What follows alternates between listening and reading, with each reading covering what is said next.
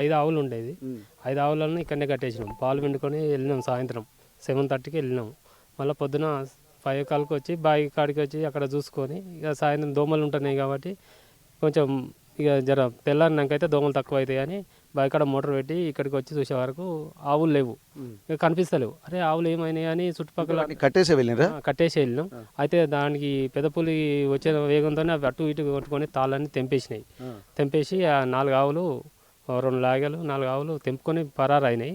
ఇది ఒకటే దానికి పెద్ద పులికి అటాక్ అయింది.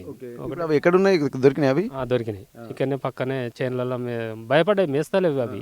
అవి అక్కడక్కడ మా ఇక్కడ పిలిచే వరకు మేము రోజు దానా పెట్టి చేస్తాం కాబట్టి మా మాట విని ఒరినాయి. ఒరితే వాటి దగ్గరికి పోయి అవి అయితే ఈ ఒకటే పోయిందా మరి అవిటికి ఏమైనా అయిందా అని ఇంకెన్ని వచ్చినాయి అని బాగా భయం, మాకు భయం వేసింది. అందరిదాకా మేము 6 గంటలకు చూసినా కానీ మాకు భయం, చాలా భయం ఉంది. మరి ఇక్కడ ఏముంది అయితే నిన్న నైటు కొంచెం తెలిసి పెద్ద పులి అక్కడక్కడ జనగాం జిల్లా ఈ పక్కన తిరుగుతుంది, జాగ్రత్త ఉండాలంటే మేము అదే కొంచెం ఎప్పటికీ 4 గంటలకు వచ్చేది. కానీ